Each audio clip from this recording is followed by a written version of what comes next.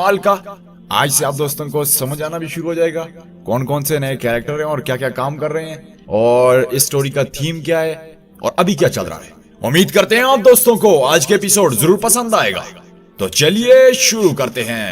नाज़रीन, आज के इस एपिसोड में आंधी बाजार में रात के वक्त पहरेदार बड़े उरूज पर होते हैं। सुल्तान के जासूस को उसी तरह बंद होता है और सब सिपाही अपने अपने पहरे पर तैनात किए होते हैं के साथ ही अर्तगल समेत सब सिपाही अपनी कार्रवाई शुरू कर देते हैं। एक एक को चुनकर मारते हैं और एक पहुंच जाता है सुल्तान के जासूस को खोलने के लिए, मगर बदकिस्मती से चारों तरफ से सलेबी सिपाही पहुंच जाते हैं और उसको घेरे में ले लेते हैं।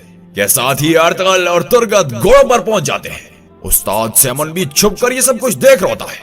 अर्तगल भी मैदान में आ जाता है और इनका जबरदस्त मुकाबला शुरू हो जाता है। काफी वक्त तक इनकी ये लड़ाई जारी रहती है। सबने अपने अपने चेहरे छुपाए होते हैं और सलेबियों को बेदरेग कत्ल करते जाते हैं। के साथ ही मारिया एक तीर मारती है जो सीधा सुल्तान के जासूस के सीने में लगता है और दूसरा तीर अर्तगल के सीने में लगता है, जिससे अर्तगल के सिपाहियों का जोर टूट जाता है। सब उनकी गिरफ्त में आ जाते हैं। अर्तगल के गले पर सिपाही तलवार रख देते हैं। के साथ ही अर्तगल बेड़ियों वाली आवाज निकालते हैं तो सब फिर एक बार उन पर टूट पड़ते हैं। बहुत ही जबरदस्त मुकाबला होता है। अर्तगल जख्मी भी होता है मगर फिर भी उनको नहीं बख्शता। तुर्गत आज कुराड़े के बजाय नेज़े से लगा होता है। आखिरकार देखते ही देखते ये सब सलेबियों को खत्म कर देते हैं। फिलिप और उस्ताद सैमन ये सब देखकर चुप जाते हैं। बगोड़े डरपोक कहेंगे।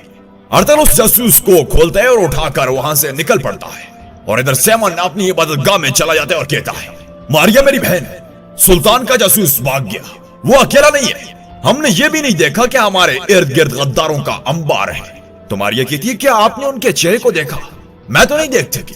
तो सैमन कहते हैं, हमने भी उनके चेहरे नहीं देखे मगर उनकी मुहारतें देखी हैं, हमारे लिए ये भी बहुत है, लेकिन जासूस भाग गया। तो मारिया कहती है, फिक्र ना करें भाई, मैंने उसे तीर मारा है, उस तीर से जख्मी होकर बचना नामुमकिन है। तो सैमन को यह सुनकर कुछ जान में जान आ जाती है और इधर सुबह के वक्त अर्तगल अपने सिपाहियों के हमरा एक जगह पर रुकता है और सबसे पहले सब अपना लिबास वगैरह तब्दील करते हैं। तो तुर्गत कहता है, भाई आप ठीक हैं, आपको तीर लगा है? मगर अर्तगल कहता है, जी मैं ठीक हूं मेरे भाई, और सुल्तान के उस जासूस को उतारते हैं। फिर अर्तगल अपनी खंजर लेकर उस जासूस के बालों को काटना शुरू कर देता है। जब सारे बाल काटते हैं तो नीचे एक नाम लिखा होता है। तो अर्तगल ये नाम देख कर कहते हैं, ये हमारे दुश्मन का नाम है, बपतिस्मा मसीह यहया है।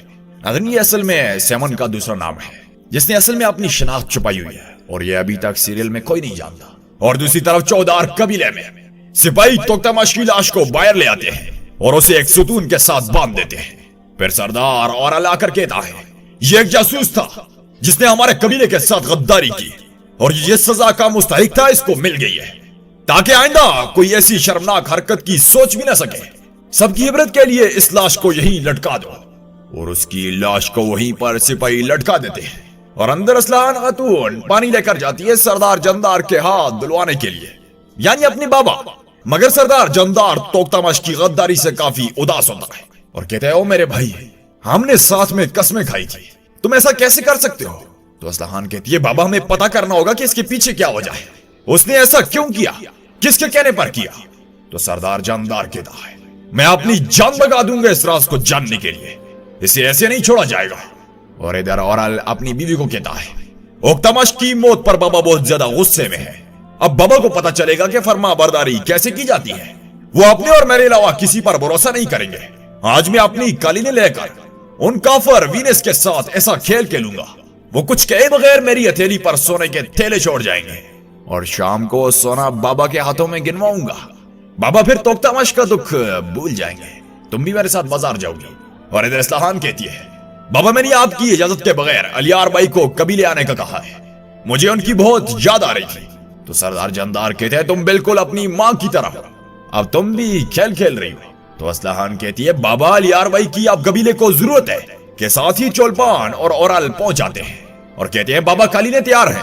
तो सरदार जंदार कहते हैं, असलाहान भी तुम्हारे साथ जाएगी। औरल को ये बात बड़ी बुरी लगती है, बड़ी बातें करता है कायल करने के लिए, मगर सरदार जंदार कहते हैं, ये आप दोनों के साथ जाएगी, बस इनफ। तो चौलपान खातून कहती है, सरदार जंदार ठीक कह रहे हैं। और इधर काई कबीले में सरदार काफी जज्बाती होते हैं, सब अपने अपने दुख दर्द बयान करते हैं। तो आरब भाई कहते हैं, हमारे बुजुर्गों, आपने जो कहा बिल्कुल सही है, मगर मेरी बात भी सुने।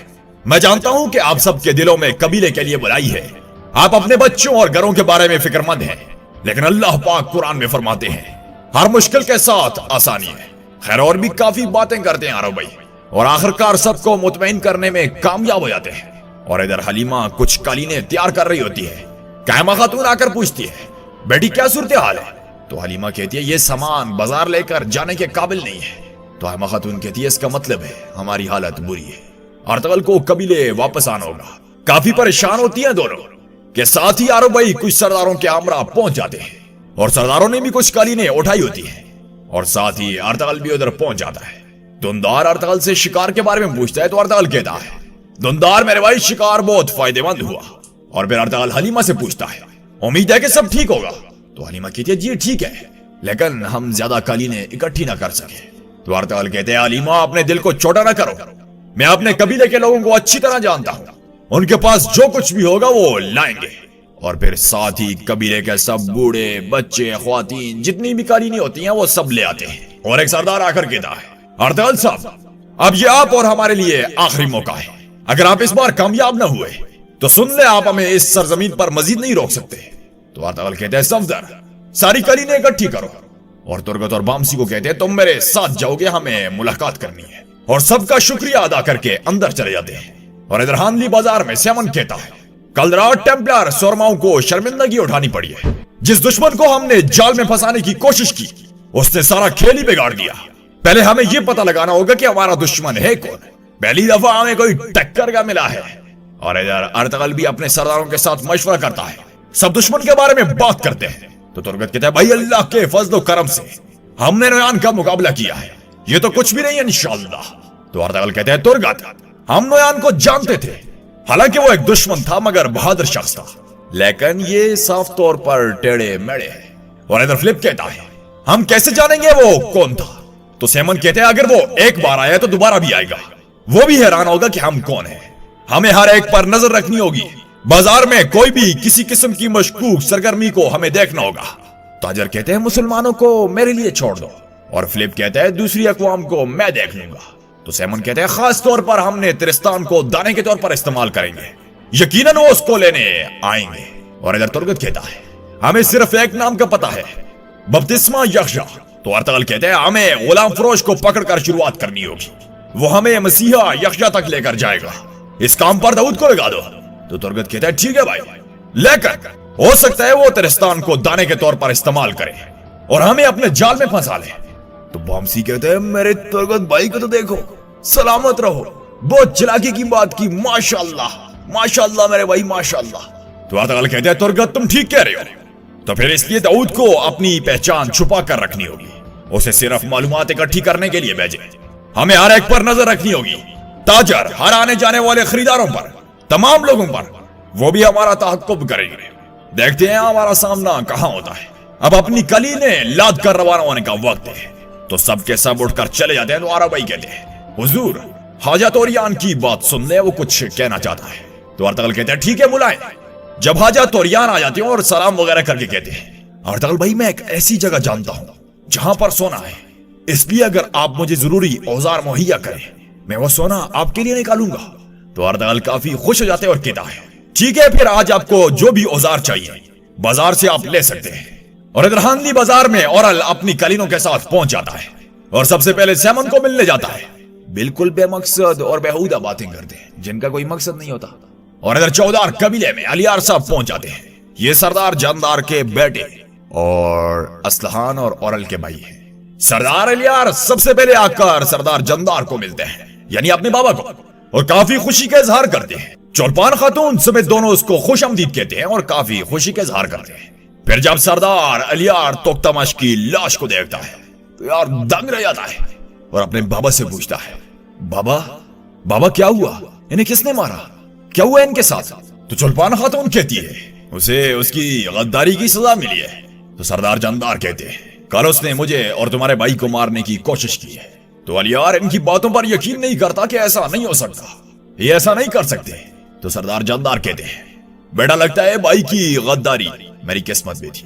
और चौलपान कहती है, औरल साहब ने उन्हें हिबरत के लिए यहाँ छोड़ दिया है।